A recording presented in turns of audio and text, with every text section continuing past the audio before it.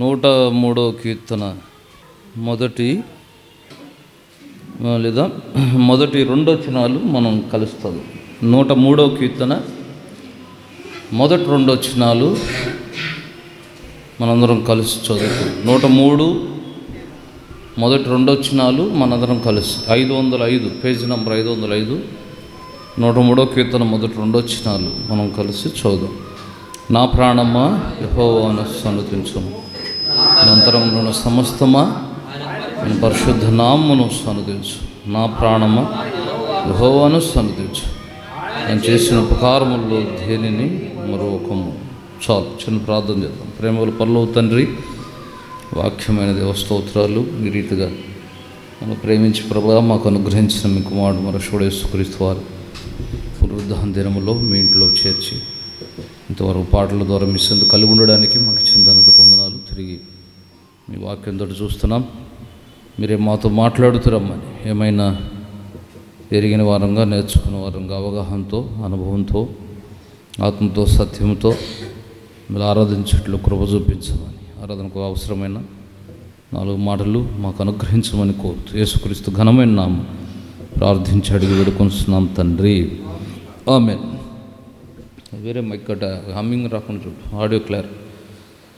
103వ కీర్తన మొదటి 2 వచనాలు. వాస్తవానికి ఇవి మరి ఆ కీర్తన అంతా చదువుకుంటే మంచిదే, కాకపోతే 22 వచనాలు ఉన్నాయి కనుక ఇది చదవడానికి టైం అయిపోదు. కాబట్టి మొదటి 2 వచనాలు ఆ కీర్తనకు మూలమైన, అందువల్ల అది మనం చదువుతూ వచ్చాం. ప్రాముఖ్యంగా మొదట మనం ఇక్కడ గమనించాల్సిన విషయం ఏంటంటే, కీర్తనల గ్రంథంలో మనం చదివిన మొదట మనం చదివే కీర్తన అది ఎవరు రాశారు, ఎవరి కీర్తన అనే విషయాన్ని చూడాలి. ఎందుకంటే బైబిల్లో 66 పుస్తకాలకు ప్రతి పుస్తకానికి ఒక రచయితే ఉంటాడు, కానీ ఒక కీర్తనకే ఒక రచయిత ఉన్నాడు. అంటే బైబిల్లో 66 పుస్తకాలకు అంటే 65 పుస్తకాలకు ఒక రచయితే ఉంటాడు, ఒక్కొక్క రచయితే ఉంటాడు. కానీ ఒక కీర్తనకే ఎంతమంది కీర్తనలు ఎంతమంది రాశారు? కీర్తనలు ఎంతమంది రాశారు? వాస్తవం చాలాసార్లు చెప్పా, కాకపోతే మీకు కుడి చెవిలో కూడా ఎడమ చెవిలో కూడా పోతున్నట్టు. నేను చిన్నప్పుడు ఒక ఆయన చెప్పేవాడు, సహజంగా మనిషికి ఒక అలవాటు ఉంటుంది అంటే ఎడమ కూర్చొని లెగ్గాని ఇటు ఇదిలించుకుంటాడు. అట్నే వాక్యం కూడా విశ్వాసులు ఏడ కూర్చొని లెగుతారు, లెగ్గాని అక్కడే ఇదిలిచ్చి వెళ్తారు. కాబట్టి ఇక్కడే ఇదిలిచ్చి వెళ్తున్నారా ఏంటి? కాబట్టి కీర్తనలకు మాత్రమే మరి అది సుమారు 7 రచయితలు కీర్తనలో మనం చూడవచ్చు. ఎక్కువగా సుమారు ఒక 7 రచయితలని మనం చూస్తాం. కాకపోతే మనం అనడానికి దావీదు కీర్తనలని అంటే మనకి చిన్న బైబిల్లో ఉండదులే, కానీ ఎక్కువగా రిఫరెన్స్ బైబిల్లో ఇంకా పెద్ద బైబిల్లో కూడా దావీదు మహారాజు రాసిన కీర్తనలు ఇలా ఉంటుంది. కానీ అంటే దావీదు కీర్తనలు అని కామన్గా కూడా అంటాం, కానీ కేవలం దావీదు మాత్రమే రాయలేదు. మరి అట్లాంటప్పుడు ఎందుకు దావీదు కీర్తనలు అంటున్నారంటే, దావీదు ఎక్కువ కీర్తనలు రాశాడు అంటే మిగిలిన వాళ్ళ మీద. అంటే సుమారు 7 రచయితలు మనకు కీర్తనల గ్రంథానికి కనబడతారు. 7 రచయితలు, వాళ్ళల్లో దావీదు ఎక్కువ కీర్తనలు రాస్తాడు. అంటే 150 కీర్తనలు ఉంటాయి. 150 కీర్తనలు కూడా మరి ఒక 50 కీర్తనలు ఎవరు రాశారో తెలియదు అనమాట. ఒక 50 కీర్తనలకు రచయిత ఎవరో మనము తెలియదు. తర్వాత ఇక మిగిలిన 100 కీర్తనల్లో 73 కీర్తనలు దావీదు రాస్తాడు. అందుకే అంటే మోస్ట్ ఆఫ్ సామ్స్ ఎక్కువ కీర్తనలు దావీదు రాశాడు కనుక అందుకే దాన్ని దావీదు కీర్తనలు అని అనాలి. 50 కీర్తనలు ఏమో రచయిత తెలియదు, కానీ చాలా వరకు ఆ 50 కీర్తనలు కూడా దావీదు యొక్క శైలి కనబడుతుంది. సరే, రచయిత తెలిసిన కీర్తనలు తీసుకుంటే 100 కీర్తనలు ఉంటాయి. రచయిత పేరు రాసిన కీర్తనలు 100 కీర్తనలు ఉంటాయి. ఈ 100 కీర్తనల్లో కూడా 73 కీర్తనలు దావీదే రాశాడు. అప్పుడు ఎన్ని ఉంటాయి 100లో? 73 పోతే మేము లెక్కలు చదవలేదంటారు. 27 కీర్తనలు. 27 కీర్తనలు మొత్తం 7 రచయితలు అయితే మిగిలిన 27 కీర్తనలు 6 రచయితలు రాశారు. కాబట్టి ఒక దావీదే 73 కీర్తనలు రాస్తే మిగిలిన 6 రచయితలు 27 కీర్తనలు రాస్తారు. అందుకే అంటే దావీదు ఎక్కువ కీర్తనలు రాశాడు కదా, దగ్గరికి 30వ వంతు పైన దావీదు రాశాడు. అందుకనే దావీదు కీర్తనలు అని పిలుస్తారు. కాబట్టి అట్లా మనకు ఇంకా రచయితలు కనబడతారు. ఎవరెవరు కనబడతారు కీర్తనలో? కోరహు కుమారులు కనబడతారు. ఇంకా మోషే కనబడతాడు. ఇంకా ఆసాపు కనబడతాడు. సొలొమోను కనబడతాడు. ఇంకా హేమాను, యెదుతూను, ఏతాము కనబడతాడు. కాబట్టి ఇట్లా సుమారు 7 రచయితలు మనం చూడవచ్చు. అందుకే కీర్తనలో మనం చదివేటప్పుడు మనం చదివే కీర్తన ఎవరు రాస్తారని చూసుకోవడం కూడా కొంత ప్రాముఖ్యమైంది. ఇప్పుడు 103వ కీర్తన మొదటి 2 వచనాలు మనం చదివాం. ఈ 103వ కీర్తన ఎవరు రాశారు? కీర్తన పైన సన్న లెటర్స్లో ఉంటుంది, దావీదు కీర్తన. బైబిల్లో ఉన్న ప్రతి చిన్న పదం కూడా చాలా ప్రాముఖ్యమైనది. అనవసరంగా ఏమీ రాయలేదు. కీర్తనలు అక్కడక్కడ చిన్న చిన్న పదాలు సెల అని కూడా అట్లా రాయబడి ఉంటాయి. అవి కూడా బైబిల్లో ప్రతీది ప్రాముఖ్యమైనదే. సుమారు సెల అని కీర్తనలో సుమారు 71 సార్లు ఉంటుంది. ఎత్తబడుట లేదా ఆగుము అని కూడా వస్తుంది. కాబట్టి అక్కడ ఆగి చూడాలి, ఆగి ఆలోచించమని, లేదా ఎత్తబడుట. కాబట్టి ఇట్లా కీర్తనలో చాలా ప్రతి చిన్న పదం కూడా మనం నేర్చుకోదగ్గ విషయాలు ఉంటాయి. సరే, మొదటి మనం చదివిన 2 వచనాల సంగతి చూస్తే, మొదటి 2 వచనాలు చదివి 103వ కీర్తన. ఇప్పుడు ఎవరైనా చదవండి. నా ప్రాణమా, చాలు. నా ప్రాణమా యెహోవాను సన్నుతించుము, నా అంతరంగమున సమస్తమా ఆయన పరిశుద్ధ నామమును సన్నుతించు. నా ప్రాణమా యెహోవాను సన్నుతించుము అంటే ప్రభువుని స్తుతించుడు. అందుకే చాలా చోట్ల కూడా సన్నుతించుము తర్వాత స్తుతించుము కూడా రాదు. అదే కీర్తన చివరిలో చూడండి, 103వ కీర్తన చివరి 21, 22.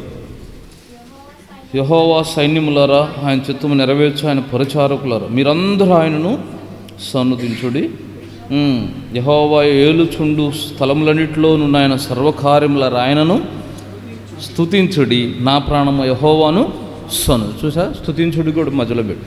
కాబట్టి స్తుతించుట, సన్నుతించుట, ఇంకా చెప్పాలంటే ఒక విధంగా కీర్తించుడి అని కూడా చెప్పడం. అది అందుకే ఆరాధన మరి అనేక విధాలు ఉంటుంది. మరి మనం చాలాసార్లు ఏదో మనం నోరు తెరిచి ఆరాధిస్తేనే ఆరాధన అనుకుంటే పొరపాటు. కాబట్టి బైబిల్లో అనేక విధాలకు కూడా చెప్పబడింది. కాబట్టి పాడుట కూడా ఎక్కువ ఆరాధనే. ఒక విధంగా బైబిల్ ఎక్కువ శాతం పాడుట ఆరాధనగా కూడా చెప్పబడింది. మరి మనం చాలాసార్లు నేను అనుకుంటాను ఆరాధన పాటలు పాడతాం. ఆరాధన పాటల్లో ఏం చేసినట్టు? ఆరాధించినట్టే. మళ్ళీ ఏం చేద్దాం? మళ్ళీ ఆరాధన అవుతామనంట. మళ్ళీ ఏం చేద్దాం? మళ్ళీ ఆరాధన చేద్దాం. కాకపోతే మనకు దగ్గరగా ఆరాధన పాటలు, మళ్ళీ ఆరాధన వర్తమానం, మళ్ళీ ఆరాధన త్రిపుల్ టైం పోతుంది అన్నమాట. కాబట్టి అందుకే మనకి ఇంకా వేరే ఏంటారంటే ఇంకా న్యూగా మినిస్ట్రీలో ఏమి ఇన్వాల్వ్ చేసుకోలేము. చూసారా, వేరే పరిచయం తీసుకోం. ఈ ఊరికి ఆరాధన బల్ల ఇంతవరకు ఉంటుంది. అందుకే సండే మరి వేరే దినాల్లో అంటే వేరే దినాల్లో అందరూ గ్యాదర్ అవ్వరు కదా. దగ్గర సెలవు గట్ట అందరూ రాగలిగింది ఎక్కువ మంది వచ్చేది ఆదివారం. ఇంకా వేరే పరిచయం ఏమి ఇన్వాల్వ్ చేస్తాం? కొన్నిసార్లు ఉంటాయి, కొన్ని చాలా అవసరమైనవి మనకేంటంటే. అందుకే అలవాటు అయినవి కష్టం అనుకుంటాం. ఇప్పుడు కొన్ని సంఘాలు సాక్ష్యాలు చెప్పిస్తారు, అనుభవాలు. సాక్ష్యం అంటే తప్పేం లేదు, రక్షణ సాక్ష్యం ఎంత అవసరమో మన జీవితంలో ప్రభు చేసిన కొన్ని కార్యాలు కానీ, అద్భుతాలు కానీ, లేదా దేవుడు ఏమైనా నేర్పించి ఉంటే, దేవుడు ఏదైనా మాట్లాడితే, లేదా దేవుడు ఏదైనా పరిస్థితిలో ఉండి తీసుకెళ్ళి విడిపిస్తే, ఏదైనా ప్రతిదీ అవి కూడా అనుభవాలే, పంచుకోవాలి. కొన్నిసార్లు అంటే నేను కూడా ఒకప్పుడు అనుకున్నానంటే కొంతమంది సంఘాలు సాక్ష్యాలు చెప్తా అంటే ఏం సాక్ష్యాలు, రక్షణ సాక్ష్యం, ఏం సాక్ష్యాలు, అది అజ్ఞానం ఇట్లా అనుకున్నాను నేను. అంటే ఏంటంటే మనం చేయట్లేదు కాబట్టి ఎదుటి తప్పు అనకూడదు. మన మనిషి స్వభావం సహజంగా. ఎదుటి చేతను మన దగ్గర లేదు, మనం చేయకపోతే వెంటనే తప్పు అనుకుంటాం, అనిపిస్తుంది మనకి. అది పొరపాటు. కాబట్టి అది ప్రయోజనకరం. నేను తర్వాత నిదానం కొన్నిసార్లు ఆలోచించినప్పుడు తప్పేందో ఒక్కొక్క అనుభవం బైబిల్లో దేవుడు ఎక్కువగా అదే చెప్పడేది. నీకేం నేర్పిస్తాడో, నీలో ఏం చేస్తాడో, నువ్వేం అనిపిస్తావు దేవుడి నుండి తెలియచేయి, ప్రకటించు, తెలియచే అంటాడు. పంచుకో ఇతరులు. మనకు తెలుసా 12 సంవత్సరాల రక్తస్రావ రోగంతో ఉన్న స్త్రీని కూడా ముట్టినాకేమన్నాడు? ఎవరు నన్ను అంటే బయటకు తీశాడు. బయటకు తీసి ఆమె చెప్పాలి, నేను ఇలా ఉన్నాను, 12 సంవత్సరాలు రక్తస్రావం నేను ముట్టగానే నాకు తగ్గిందని చెప్పమని చూపిస్తున్నాడు. చూసారా? అట్లా బైబిల్ చాలా సంగతులు ఆయన కార్యములు తెలియచేయడు, ప్రకటించుడు సంఘములు జనులు అంటాడు. సో అట్లాంటి అనుభవం కూడా అవసరం. ఏది విశ్వాసులు అవసరమైతే ఆ వారంలో మీరు దేవుని నుండి అనుభవించిన విషయాలు ఏదైనా నేర్చుకున్నా కూడా ఒక్కోసారి దినపాటల్లో ప్రభు అద్భుతంగా మాట్లాడు, కొత్త సత్యం బయలుపరుస్తాడు. నీకు వాక్యంలో దేవుడు ఆ వారంలో అసలు వాస్తవాన్ని నన్ను అడిగితే ప్రతిదినము దినపాటలో ఏదో ఒకటి ప్రభు మాట్లాడతాడు. సరే నువ్వు అంతా ఏమన్నా ఒక్కోసారి బిజీలో కుదరక సరిగ్గా గమనించకపోయిన వారంలో వాక్యం నుండి దేవుడు నీకు ఏదైనా కొత్తగా మాట్లాడి నేర్చుకున్న విషయం ఉండి కూడా నువ్వు సంఘంలో పంచుకోవచ్చు. చూడండి, మొదటి కొరింథీ 14 మొదటి కొరింథీ 14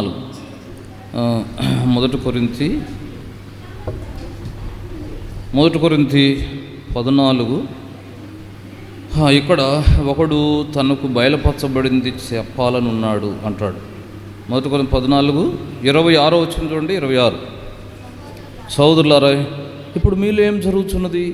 మీరు కూడి వచ్చినప్పుడు ఒకడు ఒక కీర్తన పాడవలనని ఉన్నాడు. చూసా, సంఘంలో సహజమే ఒక అతనికి పాట పాడాలని ఉంటుంది.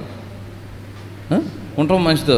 ఇప్పుడు పాట పాడే వాళ్ళని ఆపేయాలి అని ఉండటం మంచిది కాదు, కానీ పాట పాడటం అది తప్పే ఉంది అంటే అట్లా మంచి కోరిక ఉండటం తప్పలేదు. అన్నం తినాలనుకుంటే తప్పలేదు, కానీ నాకు అన్నం వద్దు జీవితం మానేడు వాడు చస్తాడు, అది మంచిది కాదు.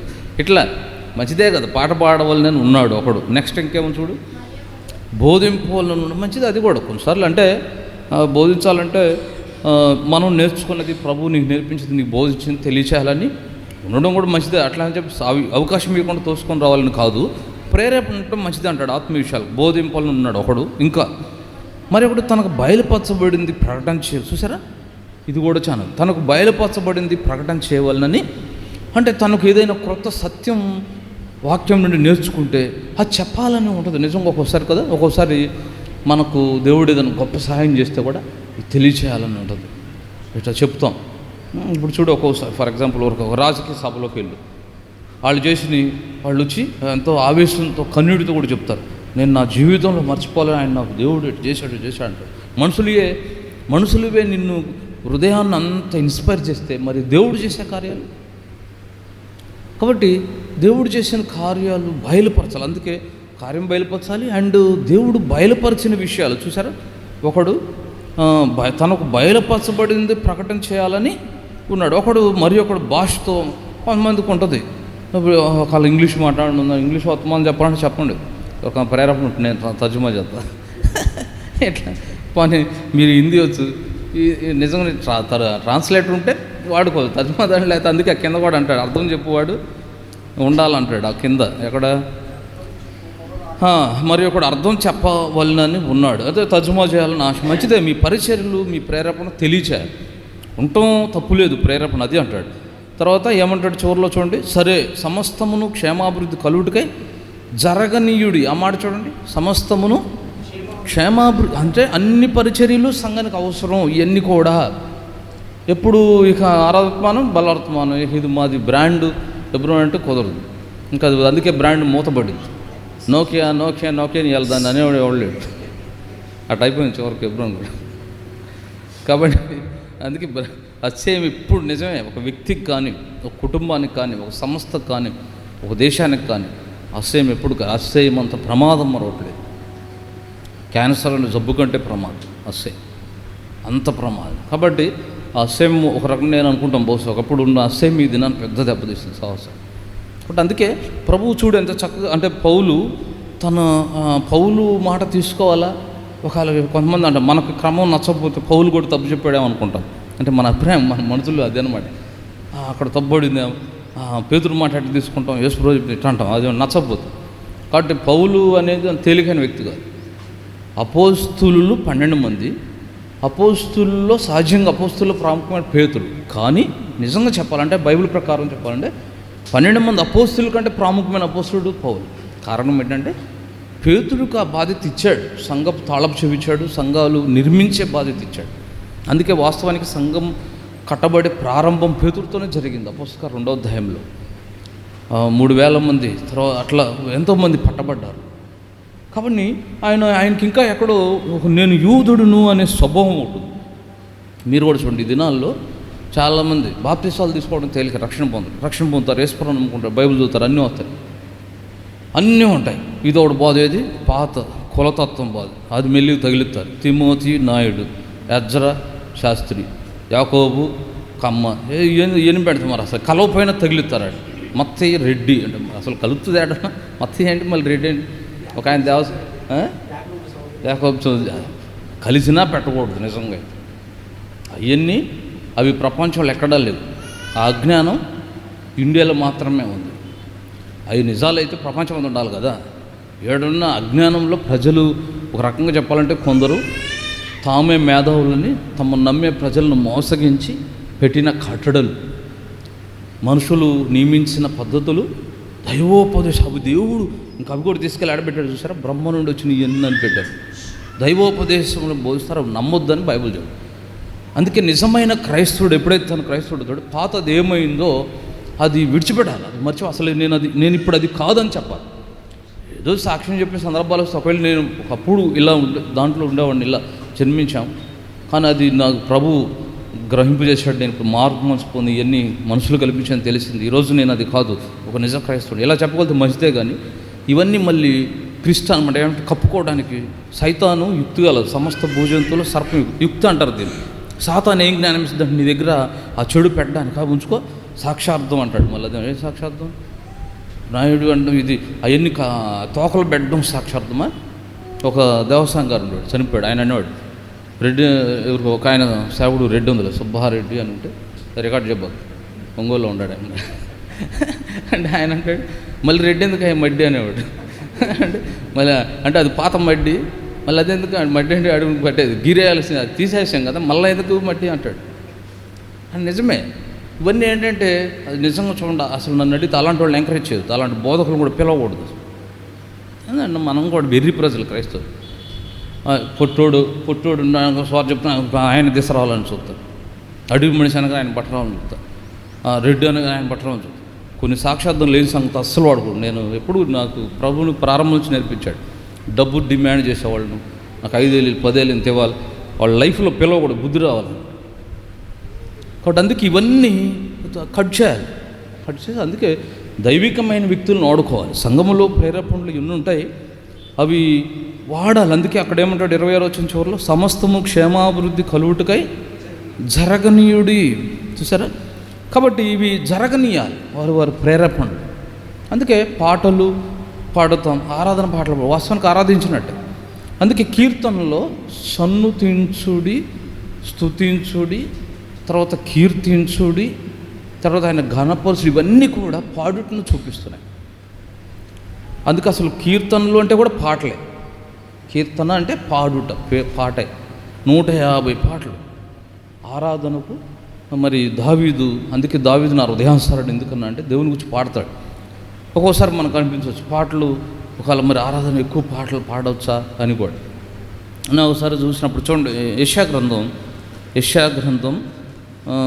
6వ అధ్యాయం. పరలోకంలో ఎన్ని పాటలు పాడతారంట? పరలోకంలో ఎన్ని పాటలు పాడతారు చూడండి. యెషయా గ్రంథం 6వ అధ్యాయము 2వ వచనం చదవండి. 2వ వచనం, సరాపులు నిలిచి ఉండ్రి, ఒక్కొక్కరికి 6 రెక్కలుండెను, ప్రతివాడు 2 రెక్కలతో తన ముఖమును, 2తో తన కాళ్ళను కప్పుకొనుచు, 2తో ఎగురుచుండెను. వారు సైన్యములకు అధిపతికి యెహోవా పరిశుద్ధుడు పరిశుద్ధుడు పరిశుద్ధుడా, సర్వలోకం ఆయన మహిమతో నిండి ఉన్నదని గొప్ప స్వరంతో గాన ప్రతిగానములు చేచుండిరి. చూసారా? రైట్. ప్రకటన గ్రంథం 4వ అధ్యాయం 8వ వచనం, ఇలాగూ ఈ 4 జీవుల్లో ప్రతి జీవికి 6 రెక్కలుండను, అవి చుట్టూను రెక్కల లోపటను కనులతో నిండి ఉన్నవి. అవి భూత వర్తమాన భవిష్యత్ కాలంలో ఉండు సర్వాధికారియు దేవుడునకు ప్రభు పరిశుద్ధుడు పరిశుద్ధుడు పరిశుద్ధుడు అని మానక రాత్రింబగళ్ళు చెప్తున్నారు. ఎవరు చూడండి ఎట్లా ఉంటుందో. పరలోకంలో ఎవరంటే అలా చెప్తుంది. 4 జీవులు. ఆ మాట చూడండి 8వ వచనం ఫస్ట్లోని, ఈ 4 జీవులు. 4 జీవులు ఏం చెప్తున్నాయి అంటే చెప్తున్నాయి, ఒక రకంగా అవి పాడుతున్నాయి.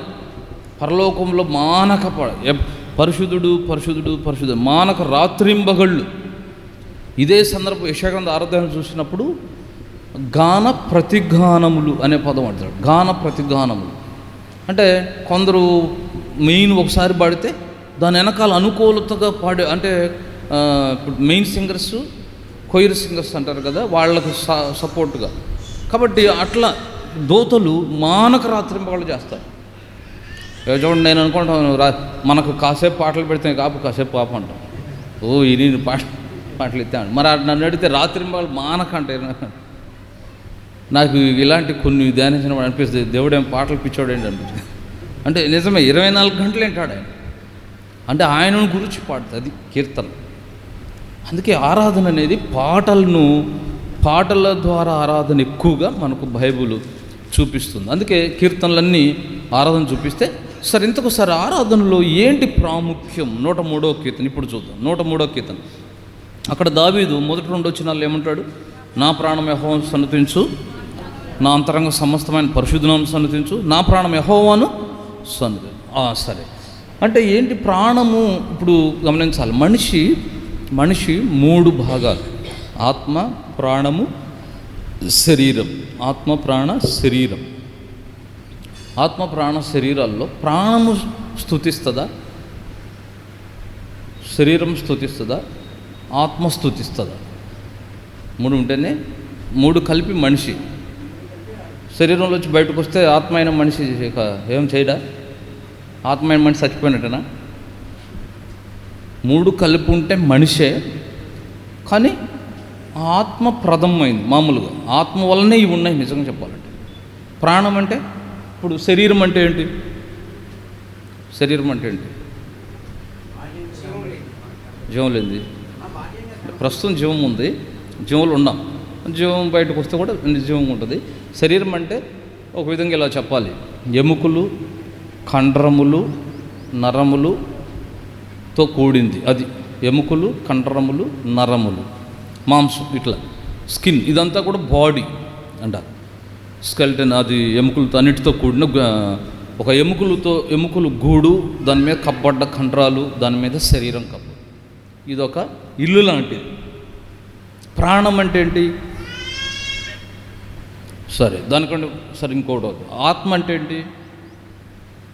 ఆత్మను ఎలా చూడాలి? ఆత్మ అంటే ఏంటి? ఆత్మ అంటే ఆత్మలు వేసుకుని అంతే చూస్తున్నారండి. అందరికి ఆత్మలు ఉన్నాయి కదా. సరే, ఆత్మ ఏంటంటే ఒక విధంగా అన్విజిబుల్, ఈ కళ్ళకు చూడలేంది, కళ్ళతో చూడలేంది. తర్వాత ఆత్మను ఎలా ఊహించవచ్చు అంటే కూడా దాని మీద కూడా చాలామంది వ్యాఖ్యానించారు పెద్దోళ్ళు. కానీ కొంతమందికి సరిగ్గా చెప్పలేదని చెప్పాలి. కొంతమంది ఏమంటారంటే ఏదో ఒక వెలుగు లాంటి ఒక వెలుగు లాంటి చుక్క అని ఊహించాలి అని కొందరు చెప్పారు. కానీ నేను కూడా బైబిల్ ప్రకారం అదంతా కరెక్ట్ కాదు. దానికంటే కూడా నేనేమంటానంటే ఆత్మ అనేది ఏంటంటే నిజంగానే ఈ కళ్ళకు అదృశ్యమైందే. కానీ ఒకవేళ ఆత్మ మనం చూడాలంటే బైబిల్ వివరించే విధానంలో చూస్తే ఆత్మ కూడా ఒక కళ్ళు, కాళ్ళు, చేతులు ఇవన్నీ కలిగిన వెలుగుతో ఉన్న ఒక రూపం అన్నమాట. వెలుగే, కానీ ఏదో ఒక గుండ్రపు చుక్క లాంటిది కాదు. ఒక కళ్ళు, కాళ్ళు, చేతులు, అన్నీ, నోరు, ఇవన్నీ కలిగినటువంటి, అంటే మనలాంటి ఒక మనిషి ఆకారం. ఇంకా చెప్పాలంటే ఒక రకంగా ఆత్మను ఇంకా ఖచ్చితంగా వర్ణించాలంటే నేను ఇలా అంటాను, దేవుడు ఎలా ఉంటాడో, దేవుడు నా స్వరూపం ముందు నా పోలిక చొప్పున, అంటే మన స్వరూపం మన పోలిక చొప్పున నరులను చేయదు అని అన్నప్పుడు, అంటే సేమ్ దేవుణ్ణి పోలి ఉండే ఆత్మ అనమాట అది. అప్పుడు ఒక ఆయన ఆత్మ వెలుగుతో నింపబడ్డవాడే. వెలుగైన ఒక చుక్క అయినా వెలుగే అనుకుందాం, కానీ గుండ్రపు చుక్క కాదు అది ఒక మనిషి వంటి ఆకారం. తలకాయ, కాళ్ళు, కళ్ళు, చేతులు ఉన్నాయి. కాకపోతే రూపం అంటే ఈ బాహ్య రూపం, అందుకే బాహ్య రూపాల్లో మార్పులు ఉన్నాయి. కానీ ఆత్మరూపం కేవలం దేవుడిని పోలి ఉంటాడు. దేవుడు ఎలా ఉంటాడు అలా ఉంటాడు. అయితే వెలుగుతో ఉంటుంది. ఇప్పుడు మరి ఆ లోపల ఆత్మ ఎలా ఉంది అని ఒక మాట చెప్పాలంటే, మనలో నిండి ఉంటుంది ఒక రకంగా, చేతులు, కాళ్ళు, ఇట్లా మొత్తం మనిషి అంతట్లో నిండుతుంది అన్నమాట. ఇది అందుకే ఆత్మ ఇక్కడ ఉంది ఇక్కడ లేదని చెప్పలేము. ఎక్కడ ఉంటుంది అనేది చెప్పలేమన్నమాట. స్పిరిట్ని మామూలు పొట్టలో ఉంటుంది, గుండెలో ఉంటుంది, ఇట్లా చెప్పేది కాదు. బట్ మనిషి అంతట్లో, అందుకే ఇంకా చెప్పాలంటే అసలు మాట్లాడగలుగుతున్నాడంటే మనిషి ఆత్మ అన్నమాట. సృష్టిలో అంటే దేవుని నుండి విడిన ఆత్మ కలిగింది సృష్టిలో మనిషి మాత్రమే. మళ్ళీ జంతువుల్లో ఒక రకమైన ఆత్మ ఉంటుంది, అది మనిషి ఆత్మ ఉంటుంది కాదు, అంటే దేవుడి నుంచి పుట్టిన ఆత్మ కాదు. అసలు బొత్తిగా ఆత్మ లేదని చెప్పకూడదు. సహజంగా కొంతమంది ఏమంటారంటే జంతువుల్లో ప్రాణము శరీరం ఉంది అని అంటారు. ప్రాణము శరీరం మొక్కలకు కొన్నిటికుంటాయి, కానీ పక్కగా పక్షులకు, జంతువులకు ప్రాణము శరీరంతో పాటు ఒక రకమైన ఆత్మ ఉంది. కానీ దేవుడి నుండి విడిన మనుషుడు పొందిన ఆత్మ వంటిది కాదు. అందుకే మనిషి మాత్రమే మాట్లాడగలుగుతాడు. ఎందుకు ఆటు కూడా ఉందా ఆత్మ అంటే చూడండి, ఆదికాండము ఎందుకంటే నా ప్రాణమ స్తుతించు అనే విషయం మనకు అర్థమవ్వాలంటే ఈ విషయాలు అర్థమవ్వాలి. ఆదికాండము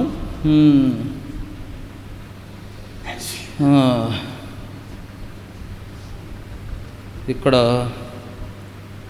సమస్త జీవాత్మలు 7:15 జీవాత్మ గల సమస్త శరీరంలో 2 వాళ్ళ ఉన్న నోహనొద్ద చాలు.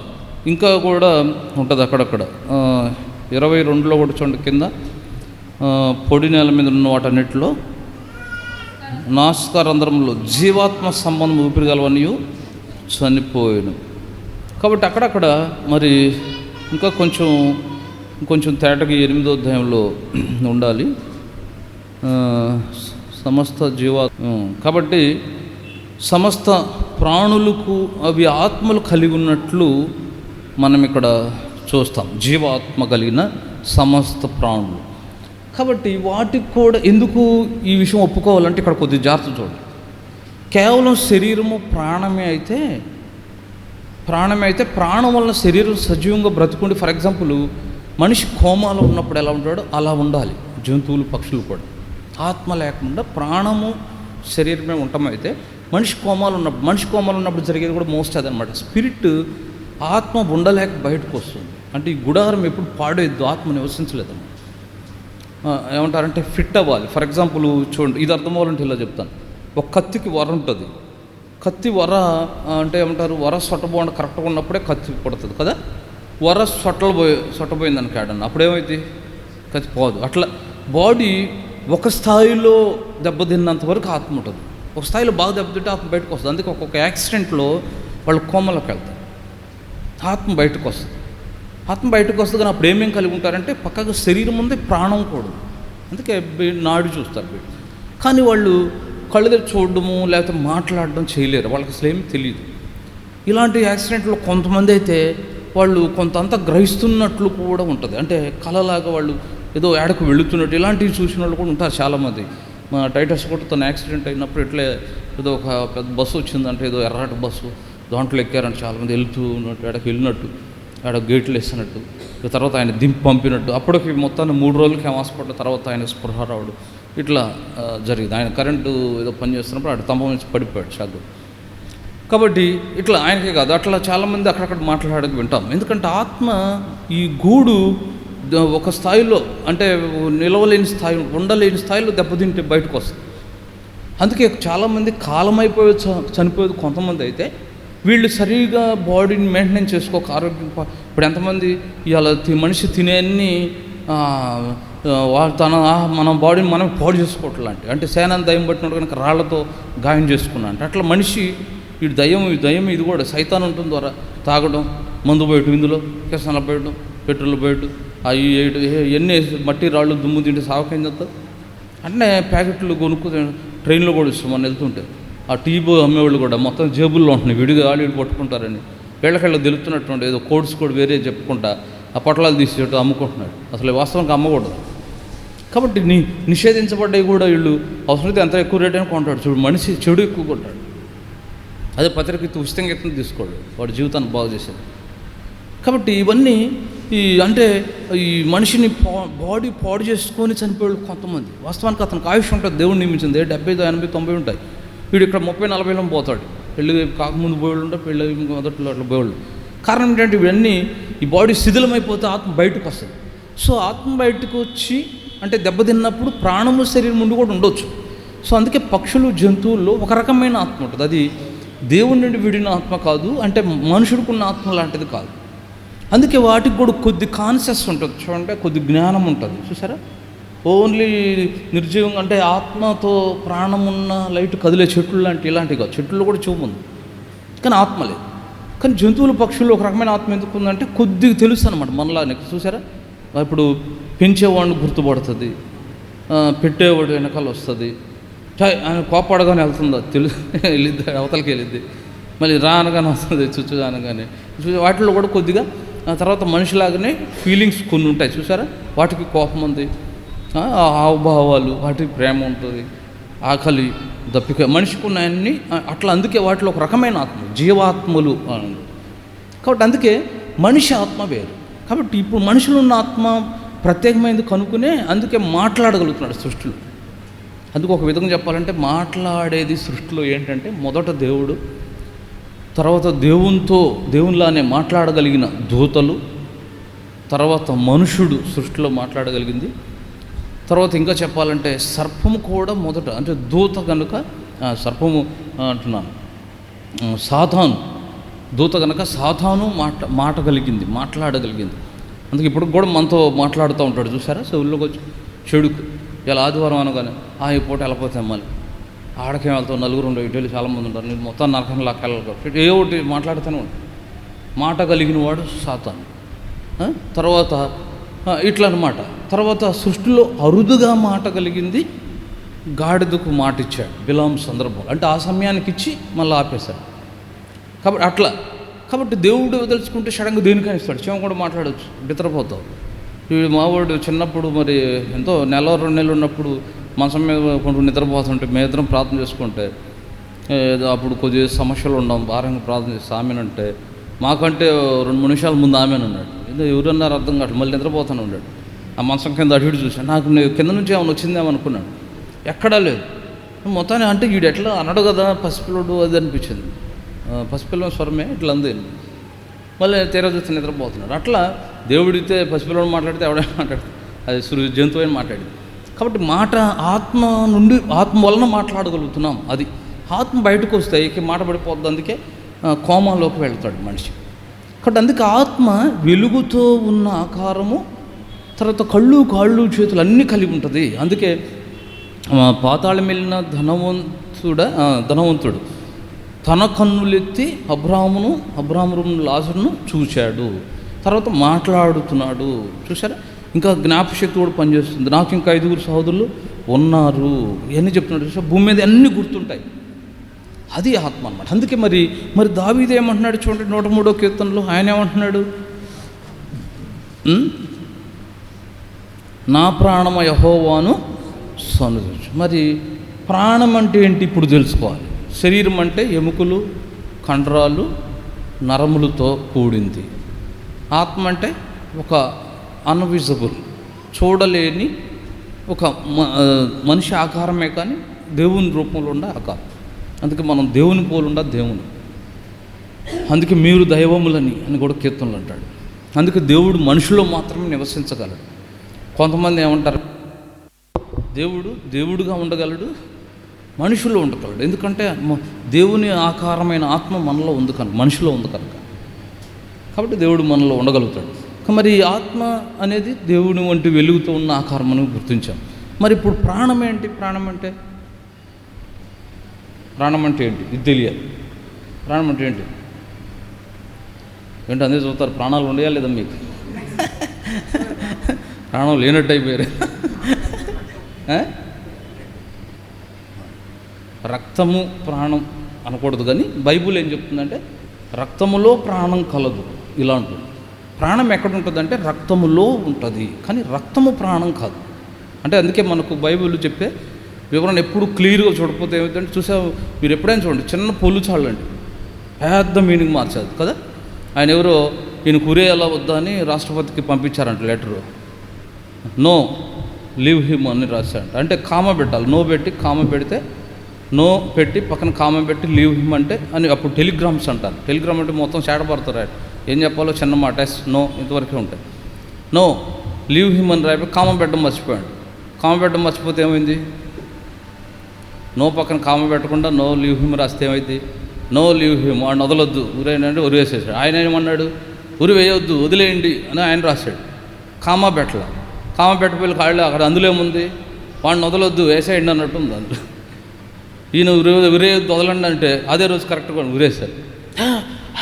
ఎందుకు సార్ అందరూ అంటే సార్ మీరే చెప్పారు, నేను వేయొద్దని చెప్తే తీరా చూస్తే కామా పెట్టలేదు. అట్లా ఉంటుందమ్మా, కామాజాలు మనిషిని చంపాడు. కాబట్టి అందుకే బైబిల్ చదివేటప్పుడు కూడా చాలా జాగ్రత్త. అందుకే రక్తములో ప్రాణం కలదు. ఇప్పుడు కొంత దగ్గరకు వచ్చారు, ఇప్పుడు ఇంతకు ప్రాణం ఏంటంటే రక్తం. సరే, ఇప్పుడు ప్రాణం అంటే ఏంటి? ప్రాణం అంటే చూడండి, బైబుల్ ఇచ్చే ఎవిడెన్స్ చూద్దాం. లోకం రకరకాలు చెప్తుంది. మీరు ఒకసారి యూట్యూబ్లో చూస్తే ఈ కొన్నిసార్లు చెప్తున్నారు కానీ అవి కొన్ని కరెక్ట్ కాదు. బైబిల్ చెప్పేది మనకు కరెక్ట్. చూడండి, మనిషి నిర్మించినప్పుడే దేవుడు ఏం చేశాడంటే అక్కడ చూడండి, వాని నాసిక రంధ్రముల్లో మొదటి అధ్యాయము 2వ అధ్యాయము 7వ వచనం చూడండి. దేవుడిని యెహోవా నేల మంటితో నరుడు నిర్మించి వాని నాసికా రంధ్రంలో జీవాయను ఊదగా నరుడు జీవాత్మ. ఇప్పుడు చెప్పండి, ఏం ఊదాడంటే నాసికా రంధ్రంలో జీవాత్మ. చూసారా, వాని నాసికా రంధ్రముల్లో జీవవాయువు, జస్ట్ ఇట్స్ ఎయిర్ అనమాట. అంతే. ఖచ్చితంగా చెప్పాలంటే ప్రాణము అనేది ఏంటంటే బైబిల్ ప్రకారం చెప్తున్నాను. ఇక లోకం ఎలా ఉందో ఇతర మత గ్రంథాలు అవన్నీ పక్కన పెట్టుకుంటే, ఎందుకంటే మన నమ్మదైన గ్రంథం బైబిల్. మనల్ని సృష్టించిన వాడు చెప్పింది అది కరెక్ట్. మ్యానుఫ్యాక్చర్ అన్నీ తెలుసు అతనికి. కాబట్టి జీవవాయువు ఊదాడు. ఎక్కడ ఊదాడు? నాసికా రంధ్రముల్లో నుంచి. అంటే నాసికా రంధ్రంలో నుండి మళ్ళీ ఏంటో అనుకున్నారు, ముక్కు నుండి జీవవాయువు ఊదాడు. మట్టితో, నేల మట్టితో నిర్మించి, బొమ్మల అంతా నిర్మించి ముక్కు నుండి జీవవాయువు ఆత్మ నుంచాడు కనుక అందుకని నరుడు జీవించు. ముందు వాయువు ఊదినప్పుడు జీవించు ప్రాణి అయ్యాడు, తర్వాత ఆత్మ నుంచినప్పుడు నరుడు అయ్యాడు. సో అందుకే ప్రాణము అంటే ఏంటంటే ఒక జీవవాయువు. అయితే వాయువు అంటే మళ్ళీ ఇక్కడ కొద్దిగా జాగ్రత్త చూడాలి. ఏంటి వాయువు అంటే? భూమి మీద వాయువులు ఉన్నాయి. వాయువు చాలా రకాలు ఉన్నాయి. మనకు తెలియక ఏమనుకో, గాలి అంటే గాలి అనుకుంటాం. ఇప్పుడు సైన్స్ అవి డెవలప్ అయినాక, బయోస్కోప్స్ లేకపోతే ఇంకా కెమికల్స్ అవి బాగా డెవలప్ అయినాక ఏం చెప్తారంటే గాలిలో కూడా చాలా రకాలు ఉన్నాయి. మరి నాకు తెలిసి 13-14 రకాలు ఉన్నట్టున్నాయి. ఇంకా ఎక్కువ ఉన్నాయి అనుకుంటా. మరి మీరు ప్రొఫెసర్స్ చెప్పాలి, ఆయన సబ్జెక్ట్ అది కాదు, అందుకని సరే ఉంటాయి. నేను విన్నా 13-14 రకాల వాయువులు ఉన్నాయి. మనకు తెలిపితే గాలి వస్తుంది అనుకుంటా, అంతవరకే. కానీ గాలిలో కూడా నిజమే, ఏదో గాలి ఉందంటే పెడితే నవ్వుతాడంట మనిషి. మరి నవ్వే గాలి ఉందంటే ఏడ్చే గాలి అవి కూడా ఉండే తెలియదు. హాస్యవాయువు అంటారు కదా. కాబట్టి నవ్వనోడు కూడా నవ్వించవచ్చు. ఎవరైనా నవ్వనోడు చెప్పండి, వాళ్ళకి గాలి తెద్దాం. కాబట్టి ఇట్లా అందుకే కొందరు గాలి కొట్టినా కూడా నవ్వుకుంటారు. కాబట్టి గాలుల్లో కూడా రకాలు ఉన్నాయి. పీల్చకుండా గాళ్ళు ఉన్నాయి. కొన్ని గాలులు చూసిన వాయువు, కొన్ని విషవాయువులు ఉంటాయి. కొన్ని పాడుబడిన నీళ్ళల్లో ఆడలోకి వెళ్ళినప్పుడు కొంచెం చాలా జాగ్రత్తగా ఉండాలి. అవివేకం తెలియకేటట్టు కదిలిస్తే, అందుకే కొందరు కాగితాలు ఏరుకున్న వాళ్ళు తెలియకుండా ఆటి దగ్గర ఎందుకు చనిపోతారంటే వాటిలో కొన్ని విషవాయువులు ఉంపు ద్వారా అవి కదిలించినప్పుడు ఒకేసారి బయటకు వస్తే జస్ట్ గాలి చాలా, గాలి కొడితే పడి చచ్చిపోయి ఉంటారు. ఎక్కడ కూడా మిలిటరీ వాళ్ళను ఒక కమాండ్ పంపిస్తుంటే పోయినట్టు రావట్లేదంట. మళ్ళీ వాళ్ళ కోసం ఎవడో రావట్లేదు. అసలు విషయం ఏంటంటే వాళ్ళు చాలా దూరం నుండి చాలా సెక్యూరిటీ వెళ్ళినప్పుడు ఆడ కొన్ని విషవాయువులు ఉన్నాయి. కాబట్టి ఇట్లా గాలిలో కూడా చాలా ప్రమాదకరం. కాబట్టి జీవవాయువు వేరు. ఇది మళ్ళీ దేవుని నాసికారం, మరి మానవుని నాసికారంధ్రంలో ఊదాడు.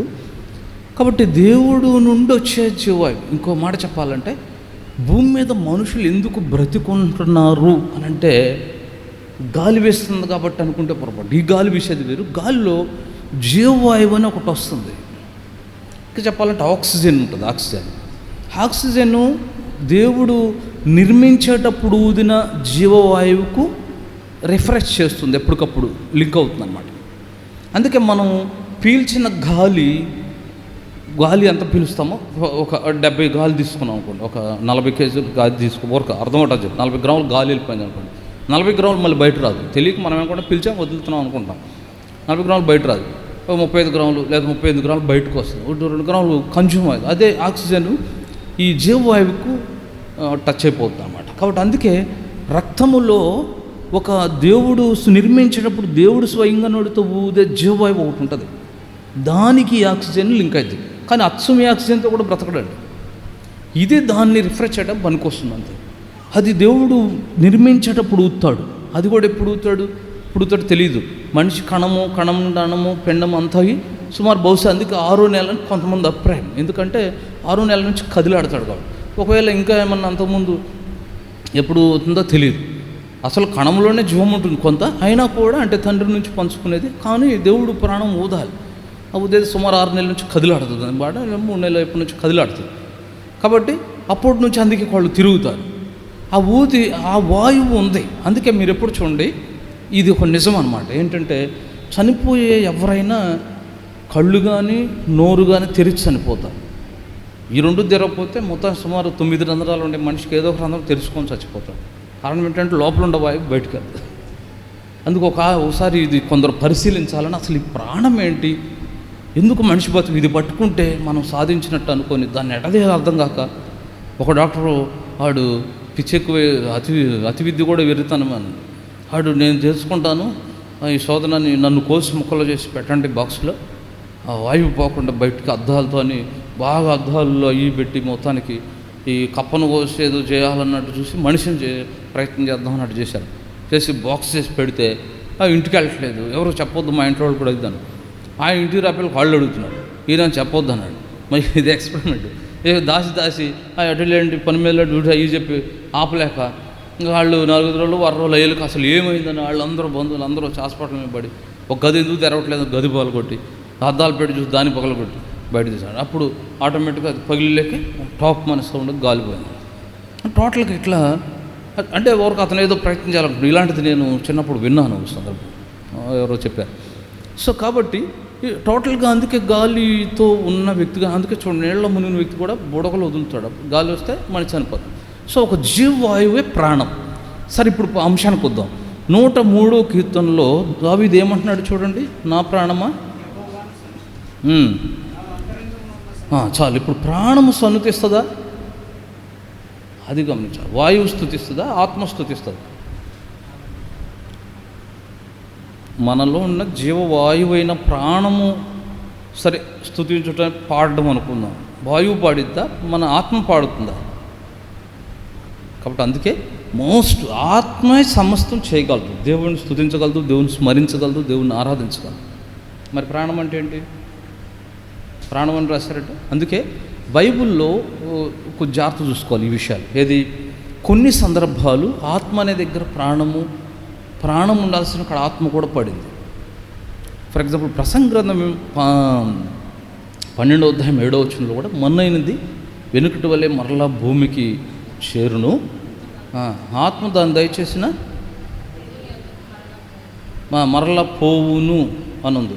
అంటే ప్రతి ఆత్మ దేవుడి దగ్గరికి వెళ్ళిద్దా? ఇంకెళ్తే ప్రతి ఆత్మ వెళ్ళడం అయితే మరణం పొందడం ఎందుకు? మనం తాగినోడు కూడా పోతాడా?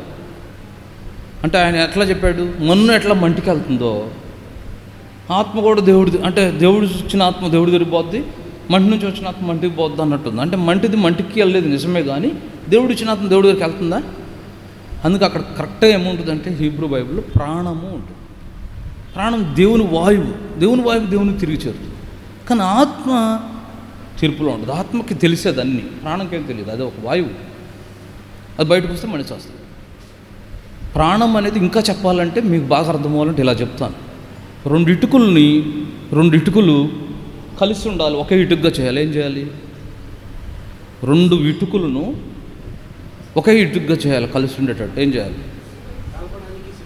సిమెంట్ వేస్తే చాలు, మధ్యలో ఒక సిమెంట్ వేస్తే కాసేపు ఉండితే తర్వాత కదిలించవచ్చు బండి, ఒకటే ఇటుక కదా. ఆత్మను శరీరాన్ని పట్టి ఉంచేదే ప్రాణం ఉంది కనుకనే ఆత్మ శరీరంలో ఉండగలదు. ప్రాణం బయటకు వచ్చిన ఆత్మ ఉండదు.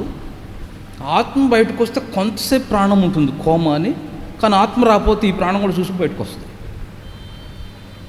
అందుకే కోమాలు ఉన్నప్పుడు చెప్పలేమంటారు. కోమాలు ఎప్పుడు అంతే ఉండదు, కోమ కొంత టైం వరకే ఉంటుంది అన్నమాట. ఒకవేళ ఆత్మ అంటే బాడీ కండిషన్ కొంచెం బాగైతే ఆత్మ కొన్నిసార్లు రావచ్చు. అంటే కొన్నిసార్లు ఏంటంటే టైం అయిపోతే అక్కడే ఉంటుంది. ఇది కూడా ఉంది బైబిల్, ఇది వేరే సబ్జెక్ట్. టైం అయిపోతే బయటకు వచ్చినా ఇక్కడే ఉండాలి. టైం అయిపోయింది ఆత్మహత్యలు అందుకే ఇక్కడే ఉండి వాళ్ళు దయ్యంలో చాలా ఇబ్బంది పడతారు. నిజంగా తెలిస్తే ఎవడు ఆత్మహత్య చేసుకోడు, వాళ్ళు అంత వేదన చెందుతారు. ఎక్కడేదో ఇవ్వడం మాట్లాడి ఇది మర్చిపోవాలని చేసుకుంటారు, కానీ అసలు పెద్ద నరకం ఎక్కడే అనిపిస్తాడు, మళ్ళీ అవతల నరకం ఉంటుంది. ఇవన్నీ నిజంగా తెలిస్తే ఎవడు ఆత్మహత్య చేసుకోడు. కాబట్టి అందుకే కాబట్టి ప్రాణం అనేది ఆత్మను శరీరం పట్టుంచిద్ది. కానీ మరి ప్రసంగిలో మన్నైంది మంటికి వెళ్తుంది, దేవుడు తాను దయచేసిన ఆత్మ దేవునితో పోవును అని ఉంది. ఆత్మ అక్కడ కూడా ప్రాణము దేవుని ఊపిరి దేవుని చేరిద్ది. కానీ ఆత్మ దేవుణ్ణి కలుసుకోవాలంటే దేవుణ్ణి ఎరగాలి ఖచ్చితంగా. దేవుడిని ఎరగకపోతే కలుసుకోదు. ఇట్లా అందుకే తెలుగు బైబిల్లో మీరు ఎప్పుడు గుర్తుపెట్టుకోవాలి, కొన్ని సందర్భాలు ఆత్మ అనే సెన్స్లో ప్రాణము అని తర్జుమా చేయబడింది, కొన్నిసార్లు ప్రాణము అనే సెన్స్ దగ్గర ఆత్మ కూడా పడింది. కొంచెం జాగ్రత్త చూసుకోవాలి. అందుకే మీరు వీలైతే ఇంగ్లీష్ కొంచెం అవగాహన ఉంటే ఇంగ్లీష్ బైబిల్ని కూడా రిఫర్ చేసుకోండి. ఇంకా కూడా ఈ దినాల్లో చాలా అవగాహన ఉంది, మీకు అవకాశం ఉంటే, పట్టుదల ఉంటే హీబ్రూ గ్రీకులు నేర్చుకునే అవకాశాలు కూడా అక్షరాలతో సహా అందుబాటులో ఉన్నాయి. ఇంటర్నెట్స్ నేర్చుకునే అవకాశాలు ఉన్నాయి. నేర్చుకోవడం కూడా ప్రయత్నం చేయండి, తప్పేం. ఏదైనా బైబిల్ అందుకే అక్షర అర్థం కాకుండా ఉద్దేశం తీసుకోవాలి, అక్కడ దేవుడు చెప్తున్న భావాన్ని తీసుకోవాలి, అది ప్రాముఖ్యం బైబిల్ విషయం. ఇప్పుడు రండి 103వ కీర్తనలో దావీదు అంటుంది, అందుకే ఏమంటున్నాడంటే నా ప్రాణము కాదు, అసలు తన ఆత్మతో తానే చెప్తున్నాడు. అంటే తన ఉద్దేశం నేను ఎప్పుడు స్తుతించాలి అనే ఉద్దేశంలో, ఇక నా ఆత్మ నా అంతరంగంలో సమస్తమా అంటే నా ఆత్మ, మనస్సు, మనస్సాక్షి, నా కాన్షియస్ అంత అంటే సంపూర్ణమైన పూర్ణ హృదయం, పూర్ణ మనస్సుతో, పూర్ణాత్మతో నువ్వు ప్రభువుని స్తుతించు అంటూ, అందుకే ఆయన నీ ప్రాణమును అంటాడు. చూడు, ఆత్మ నీ ప్రాణమును ఆయన విమోచించాడు అంటాడు. 4వ వచనం చూడండి, పైన అంతే అంట, నా ప్రాణం యెహోవాను స్తుతించు, నా అంతరం సమస్తం స్తుతించు, ఆయన పరిశుద్ధులను సన్నతించు, నా ప్రాణం యెహోవాను సన్నతించు, ఆయన చేసిన ప్రకారం దేన్ని మరవద్దు, ఆయన నీ దోషాలను క్షమించాడు, నీ సంకటాలను కుదిర్చాడు, సమాధిలో ఉండి నీ ప్రాణాన్ని మోసించాడు. చూసా, నా ఆత్మ ఆయన నీ ప్రాణాన్ని సమాధిలోంచి అంటే ప్రాణం బయటకు వస్తే నువ్వు సమాధిలో పోయేదాన్ని, శరీరం సమాధిలో పోద్ది, నువ్వు వెళ్ళి దేవుని తీర్పులు ఉండేదాన్ని, లేకపోతే వెళ్ళి పాతనమ్మ భక్తులతో పరదేశులు ఉండేదాన్ని ఆత్మ. సో నిన్ను సమాధికి అంటే శరీరపరంగా సమాధికి వెళ్లకుండా, నువ్వేం భక్తులు మృతుల్లో కనుక వెళ్లకుండా నిన్ను విమోచించాడు. ప్రాణం పోతే నువ్వు వెళ్ళిపోతావు. అందుకే ఆయన నీ ప్రాణమును కాపాడాడు. కాబట్టి అందుకే ప్రాణం ఉండడం కూడా, ప్రాణం ఉంటే 2 ఉంటాయి, ఆత్మ శరీరం. ఆత్మ బయటకు వచ్చినా ప్రాణం కాసేపు వెళ్ళిపోద్ది. అందుకే వాస్తవానికి కొందరు మనిషి అంత ఏం లేదండి, అంత గాలి అనేది కూడా, గాలి అనేది అంటే కొంత సత్యం. అందుకే లోకం చెప్పేది కొంత సత్యం ఉంటుంది. ఏది ఫిజికల్గా సత్యం ఉంటాయి, కొన్ని సంగతులు బాహ్యంగా, లోపల అసలు వస్తు తెలియదు.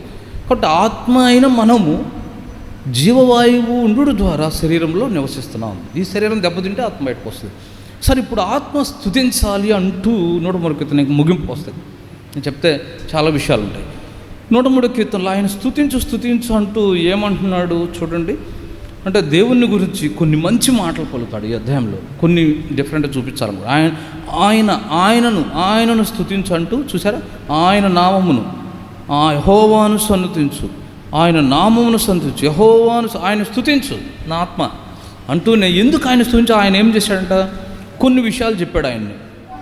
3వ వచనం చూడండి, ఆయన నీ దోషముని క్షమించువాడు. ఆ మాట గుర్తుపెట్టు, అండర్లైన్ చేసుకుని కావాలంటే, క్షమించువాడు, ఆయన క్షమించువాడు, ఈజ్ అవర్ ఫర్గివర్, మనల్ని క్షమించువాడు కదా. ఎందుకు ఆయన స్తుతించాలి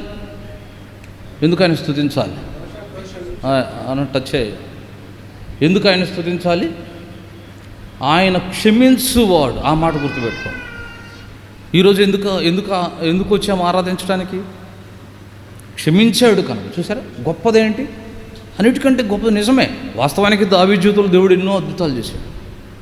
ఆయన చేసిన అద్భుతాలు మనకెవరూ చేయలేదని చెప్పాలి. ఒక గొర్రెలు కాసుకునే సామాన్యమైన వ్యక్తి, ఇంట్లో వాళ్ళే నిర్లక్ష్య పెట్టారు, బడికి వెళ్ళిందో తెలియదు మనకు. గొర్రెల దగ్గర పంపారంటే ఇంకేం బడికి పంపుతారు. ఆయనను రాజు చేయడం ఏంటి?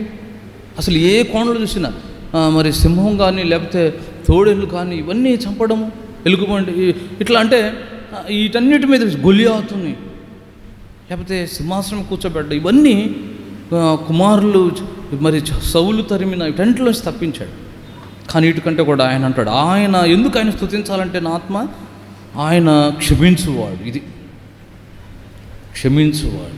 కాబట్టి దోషములు తెలివి చేసినవి, పాపములు, అపరాధాలు అన్నిటిని క్షమించాడు. క్షమించువాడు కనుక స్తుతించాలి, క్షమించినందుకు స్తుతించాలి. కాబట్టి అందుకే ఎవరు స్తుతించాలంటే ఒక విధంగా క్షమించబడ్డ వాళ్ళు స్తుతించాలి. క్షమించబడిన వాళ్ళు కూడా, ఆయనైతే క్షమించి సిద్ధంగా ఉన్నాడు, నువ్వే ఆయనకు లోపడలేదు.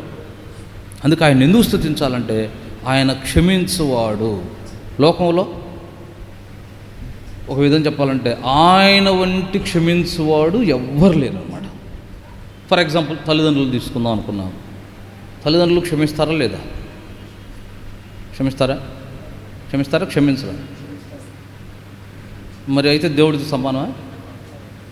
మరి క్షమించువారు అంటున్నాడు ఆయన కూడా, తల్లిదండ్రులు కూడా. అది అసలు విషయం ఏంటంటే తల్లిదండ్రులు ఒక పరిధి వరకు క్షమిస్తారు. మీరు కావాలంటే చూడండి, ఒక పరిధి దాడితే ఏడిపోతే. అందుకే నేను దేంతో తెలియక లోకం కన్న బిడ్డలను చంపిన తల్లులు ఎంతో కోకోళ్ళు. కన్న బిడ్డలను వదిలేసి తల్లిని పిల్లలు అనాథలు చేసి ఎవరినో తీసుకొని వెళ్ళిన తండ్రులు ఉండాలి. అన్నీ ఏంటంటే ఒకటి, ఒక మాట చెప్పవచ్చు, లోకంలో ఉన్న మానవ రిలేషన్స్ అన్నిటిలో ద బెస్ట్ హయ్యెస్ట్ రిలేషన్ తల్లిదండ్రులు. ఏ స్థాయిలో ఏంటంటే సాధ్యం కొద్ది తండ్రి తల్లి పోగొట్టుకోరు, కానీ దానికి కూడా ఒక లిమిట్ ఉంది. ఒక స్థాయిలో బేర్ చేయలేరు తల్లిదండ్రులు. వదిలేసిన వాళ్ళు ఎంతమంది లేరు. కన్న బిడ్డల్ని చారణ పట్టించుకోకుండా తద్వారా అనాథులే పిల్లలు చెప్పుకునే వాళ్ళు ఎంతమంది లేరు. మా అమ్మ పట్టించుకోక మా నాన్న పట్టించుకునే వాళ్ళు అయిపోయామని చెప్పేవాళ్ళు ఎంతమంది లేరు. అందుకే దేవుడు క్షమించు స్థాయిలో క్షమించేవారు ఎవరు లేరు. అందుకే ఆయన ఎందుకు స్తుతించాలంటే ఆయన క్షమించువాడు. రెండవది చూడండి, కొన్ని మాటలు త్వర నేను చూపిస్తాను. అదే 4వ వచనం, సమాధిలో నుండి నీ ప్రాణమును విమోచించుచున్నాడు. ఆయన విమోచించువాడు,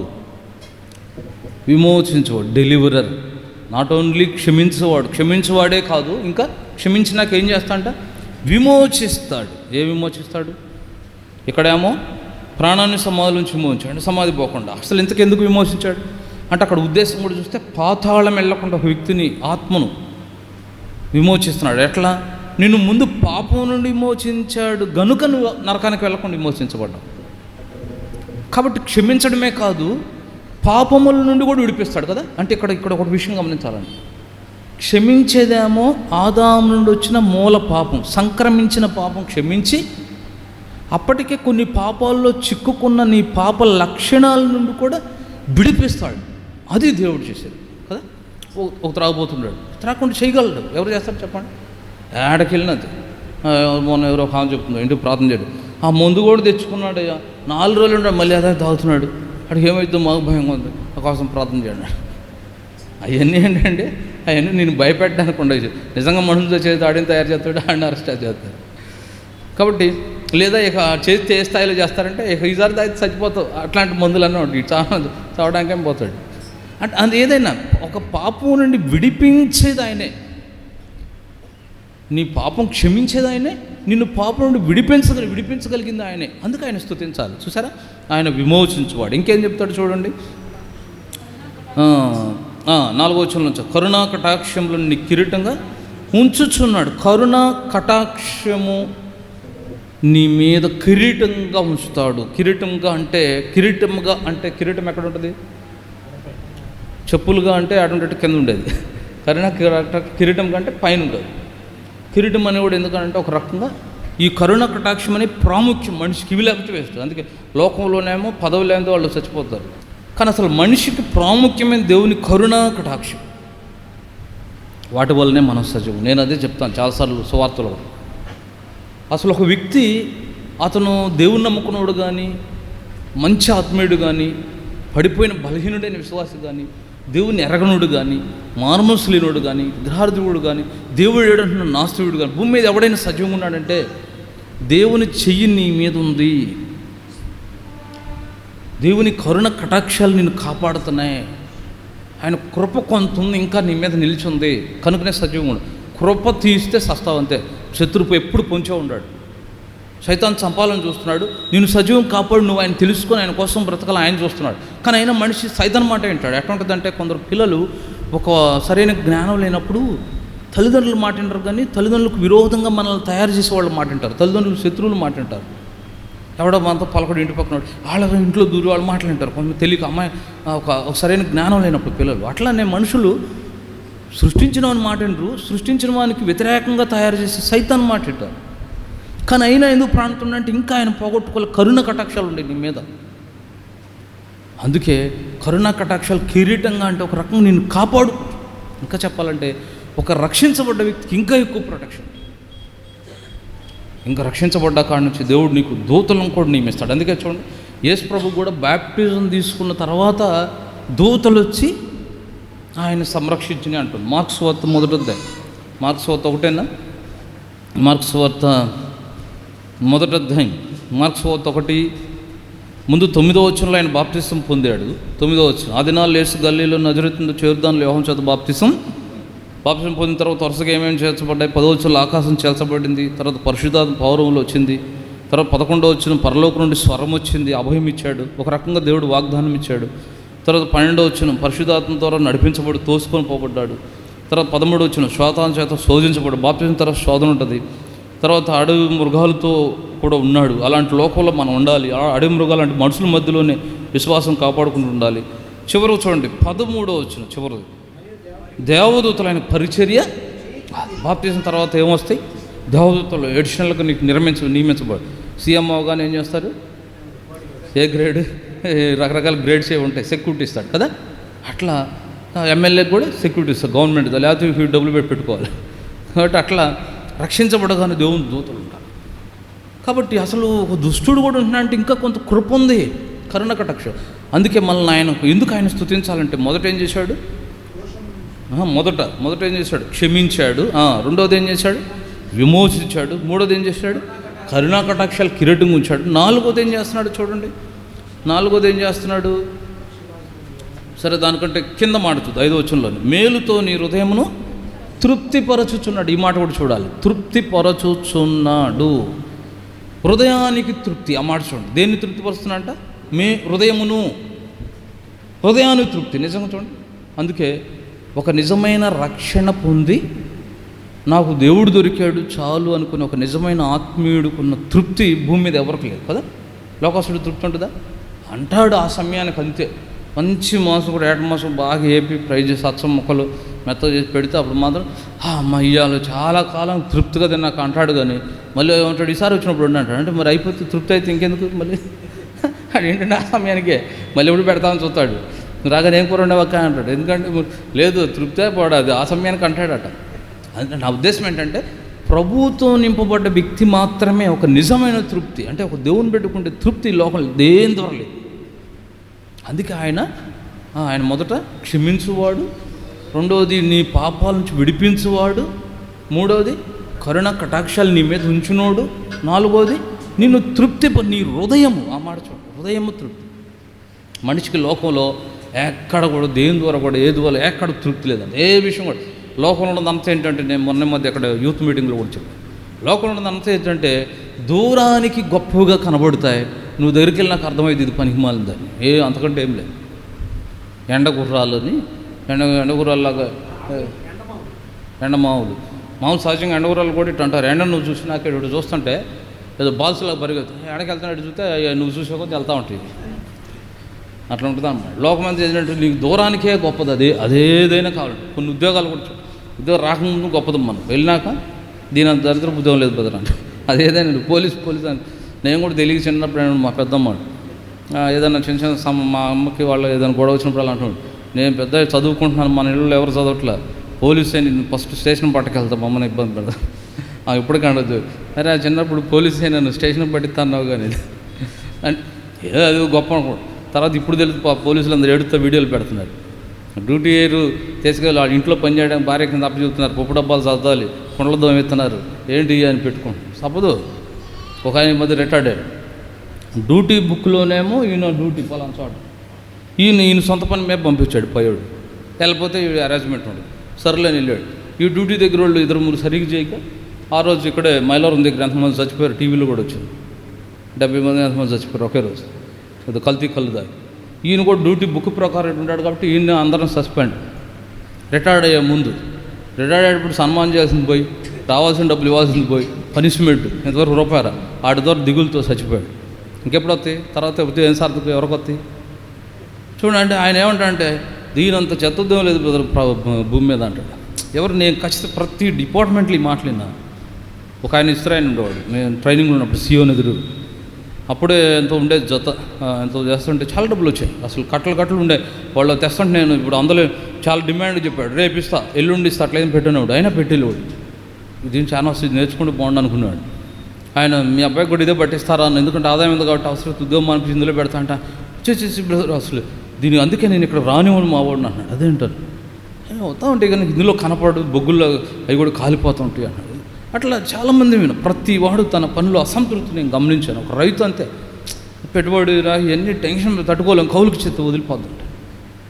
అందుకని నా ఉద్దేశం ఏంటంటే లోకంలో ఏది కూడా నిజమైన సంతోషం ఇచ్చేది కాదు. 4 రోజులే బాగుండట్టు ఉంటుంది, ఒకరోజు అర్థమవుతుంది అది ప్రమాదకరమైంది, అది చేదు, అది దేంట్లో ఉండలేవు. ప్రతిది అంతే. ఒక వివాహ జీవితం కూడా అంతే. అయిందాక ఒక లెక్క వేరు, అయిన కాడ నుంచి ఒక లెక్క వేరు. ఎవరినో ఎప్పుడు పెళ్ళి అంటాడు, అయిన కాడ నుంచి పొరపాటు పెళ్ళి చేసేదే ఉంది పోవడమే అంటూ ఉంటాడు. ప్రతిది ఏదంటే నా ఉద్దేశం ఏంటంటే దేవుడు మాత్రమే మనకు తృప్తి. అందుకే దేవుని ద్వారా కలిగే ఆనందం, దేవుడి ద్వారా కలిగే తృప్తి, అందుకే యెహోవా యందల ఆనందం బలం అంటాడు. చూసారా, దేవుని బట్టి తృప్తి చెందితే ఆ వ్యక్తికి ఏదైనా సరిపోతుంది, ఏదేం చేయలేదు. అందుకే ఆయన మనల్ని ఇదెన్నోది మొదట ఏం చేశాడు? క్షమించేవాడు. రెండవది విమోచించేవాడు. మూడవది కరుణా కటాక్షాలు ఉంచాడు. నాలుగవది తృప్తిపరచువాడు. ఐదవదిగా ఒకటి చూపించి నేను ముగిస్తాను. ఆయన కృపను మనకు తోడుగా ఉంచుతాడు రక్షణ తర్వాత. అంటే మరి ఎక్కువైన కృప ఉంటుంది దేవుని బిడ్డలకు కదా. అందుకేమంటాడు కింద 10వ వచనం చూడండి, 10, 11 చాలు. మన పాపలను బట్టి మనం ప్రతీకారం చేయలేదు, మన దోషాలను బట్టి మనం ప్రతిఫలం ఇయ్యలేదు. భూమి కంటే ఆకాశం ఎంత ఉన్నతంగా ఉందో ఆయన ఎందు భయభక్తులు గల వారి ఆయన కృప అంత అధికంగా, నిజంగా చాలా గొప్పది ఆయన కృప. ఎక్కడి నుండి మీరు దగ్గరగా అధ్యాయం చివరి దాకా కూడా ఆ కృపను గురించి ఆయన చాలా వర్ణిస్తాడు. కృప చాలామంది దేవుని కృప కావాలని ఆశపడతారు కానీ దేవుని బిడ్డగా చేయబడకుండా కోరుకుంటారు, అక్కడే పొరపాటు పడుతుంటారు. దేవుని కృప దేవుని పిల్లలకు మాత్రమే. అండ్ దేవుని కృపలో నుండి తప్పిపోయే ప్రమాదం కూడా ఉంది. దేవునికి నమ్మకంగా బ్రతినప్పుడే దేవుని కృప తోడుకుంటుంది కదా. దేవుని కృప ఉంటే ఏమైందంటే నీ ప్రయత్నం ఎంత బలహీనంగా ఉండా దేవుని కృప సక్సెస్ చేస్తుంది. అది దేవుని కృప అంటే ఏంటంటే నేను అర్థమవడానికి ఇలా చెప్తే, ఎప్పుడు ఒక ఆటగాడు ఆటకు తను ఎక్సర్సైజ్ ఎప్పుడు చేసుకోవాలి, ప్రాక్టీస్. కానీ దేవుని కృపలో ఎందుకు ఫెయిల్? ఎంత ప్రపంచంలో గెలిచినోడిని తెచ్చిన పిల్లోడి దగ్గర కూడా ఓడిపోవచ్చాడు దేవుని కృప లేకపోతే. అది అసలు ఎప్పుడు ఆటే తెలియనోడు కూడా నుంచున్న మొత్తాన్ని ఓడగొట్టి గెలవచ్చు దేవుని కృప ఉంటే. ఇది దేవుని కృప. చూసారు ఒకసారి అందుకే క్లాస్ ఫస్ట్ వాడు కూడా తప్పవచ్చు, క్లాసు లాస్ట్ తప్పనిసరిగా తప్పుతాడు అనుకున్నవాడు కూడా పాస్ అవ్వచ్చు.